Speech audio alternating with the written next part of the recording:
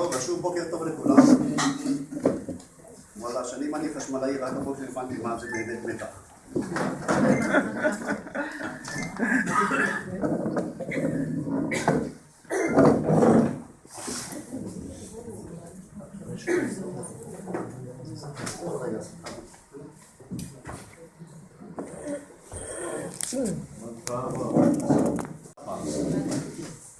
אפל משיקה את המקינטוש הראשון. לוס אנג'לס מארחת את האולימפיאדה. בלונדון נולד הנסיך ארי, אבל בפתח תקווה האזרח שיל לרנר עומד בבחינות פרס במשרד העבודה בבוקרשט מאחדים עבורים מחדש את הסלון. 1984 עד 2006, 32 שנים. 32 שנים של בטיחות, אמינות, מקצוענות, ביטחון ותודעת שירות. 32 שנים של בטיחות. את החשמל לא ניתן לזהות על ידי החושים, לא ריח, לא רואים אותו, לא שומעים אותו. מי שרוצה להשתמש בחוש המישוש הוא מוזמן, אבל אני ממש לא ממליץ. לכן הבטיחות מאוד חשובה, הן בשעת העבודה והן בשעת השימוש.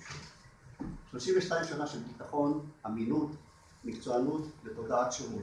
הרבה עוד לפני שקראו לזה כך, תודעת שירות. אלה לא סתם סיסמאות בעבורי. זהו הבסיס עליו מושתת העסק שלי, ומהערכים האלה הוא צמח.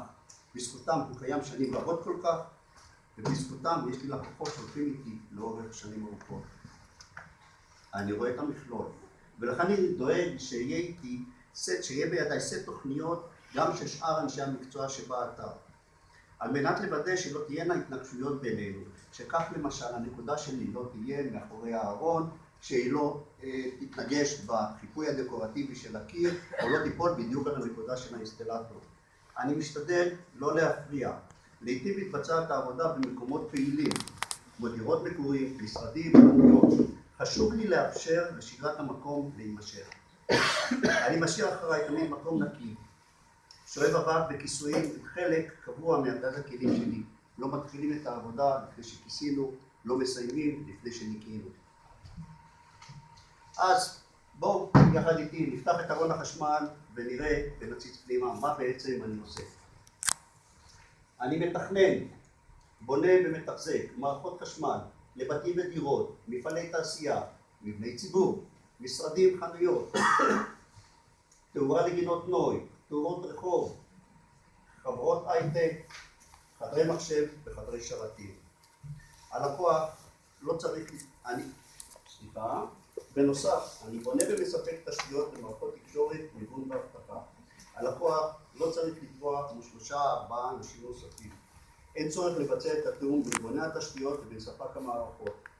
אני משמש כתובת אחת שאליה פונים ונותן מענה שלם וכולל הכל. מה אני עושה עם כל הטוב הזה? טוב, שאלתם. אני למשל פותר בעיות של עומסים. לא בהכרח. בעיות עומסים לא בהכרח דורשות הגדלות חיבור, למרות שכך נהוג לחשוב. לעתים קרובות ניתן לפתור את בעיות העומס על ידי טיפול בתשתית הקיימת. לא צריך למהר ולהגדיל חיבור. כך אני חוסך בעבודה והרבה כסף ללקוח. אם לא צריך, אני לא עושה. והיה ובכל זאת הגעתי להחלטה שיש צורך בהגדלת חיבור. אני קובע מהו הגודל הדרוש בהתאם לצרכים של הלקוח. אני מכין את עבודת התשתית הדרושה, לטפל מול חברת החשמל ובגיל של הביקורת שלה. אני מתקן תקלות. זה נשמע אולי טריוויאלי, אבל תארו לעצמכם, בית עסק בשיא שעת הפעילות ופתאום הפסקת חשמל. תדמיינו מסעדה, בית קפה, משרד, תדמיינו את עצמכם בחושך, כולם לחוצים, עצבניים, דואגים.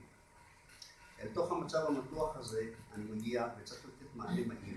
אני נדרש לגייס את כל הידע, הניסיון והסבלנות, וגם את כושר האיתור שלי. לעתים זה יהיה מקום שזאת הפעם הראשונה שאני הגעתי אליו, לא הכרתי אותו לפני כן. המצב הזה דורש ממני כישורים נוספים שהם הרבה מעבר לכישורים הטכניים. בנוסף לעבודות שיפוץ יסודיות, אני זמין גם להתקנות קטנות יותר. למשל, התקנה של גופי תאורה, התקנה של מעברים ותיקונים, כמו שאפשר לראות בשקף, שום דבר הוא לא קטן מדי. עבודות תחזוקה. מערכות חשמל סובלות מבלאי ומהשפעות סביבתיות שונות, מזג אוויר, שינויים שנעשו במבנה, ולכן יש צורך לבדוק ולתחזק באופן קבוע.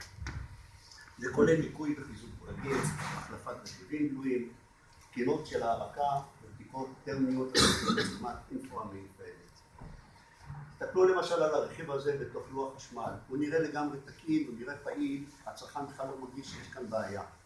אבל זה מה שמראה לנו המצלמה הטרמית. הצבע הצהוב ככל שהגוון שלו יהיה יותר, הטמפרטורה גבוהה יותר.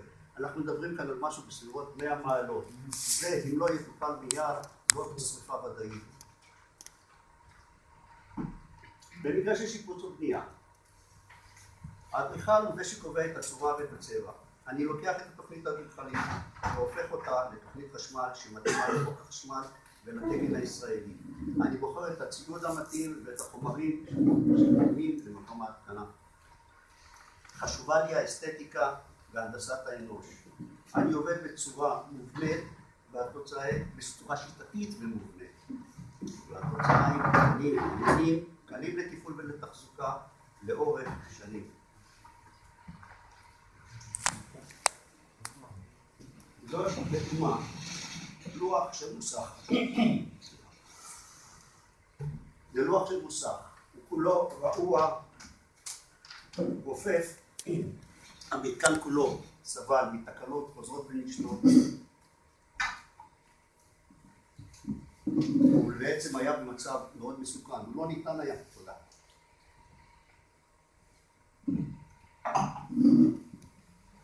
אי אפשר היה לתחזק את זה, אי אפשר היה לטפל בזה.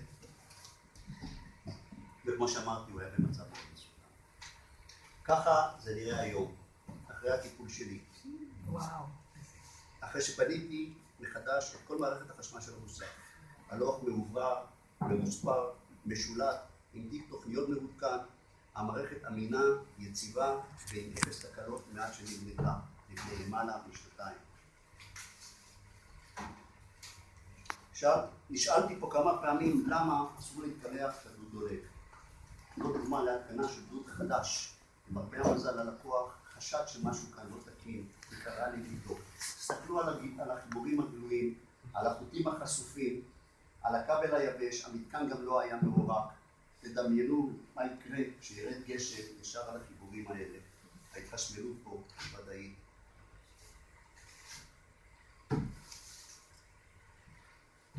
מכונת כביסה צריך? צריך. יופי. מכניסים אותה לתוך אמבטיה, זורקים חתיכת חוט, שמים וילון שיפים לילדים שמתקפים מצד אחד ובין הבגדים שמתקפסים מצד שני. על זה אין לי מה להרחיב, זה לא בעזה. זה חדר מדרגות של בניין מגורים אי שם בין רמת גן ופתח תקווה. בסיאסי, פעוטון. כאן משכיבים את הילדים לישון, מעליהם הקופסה הפתוחה הזאת. הסיפור המקדים הוא שהחשמלאי שנהג לתחזק את הפעוטון הזה, נהג לתת להם מדי שנה בשנה אישור בטיחות לרשויות השונות. למרבה המזל הופיע יום אחד בתוכנית של חיים אפט יצאת הצדיק. ואתם מתארים לעצמכם, צדיק גדול, הוא לא יצא.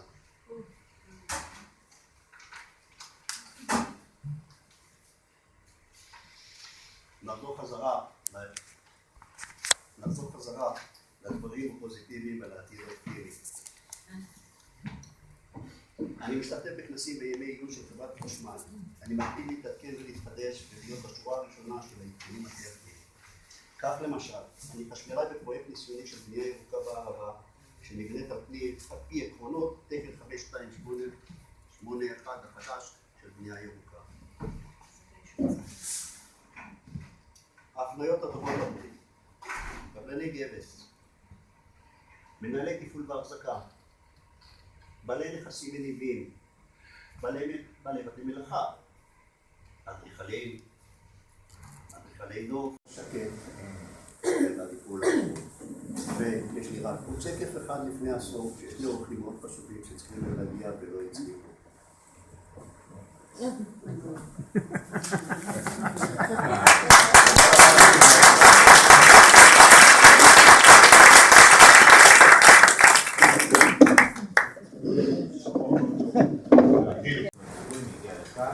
ולמרות זה אני לא ענף העבודה השלישי, הוא עכשיו מה שנקרא משפץ את מערכת החשמל בבית של חמי וחמתי שנפטרו, דירה להשכרה, עבודה מעולה.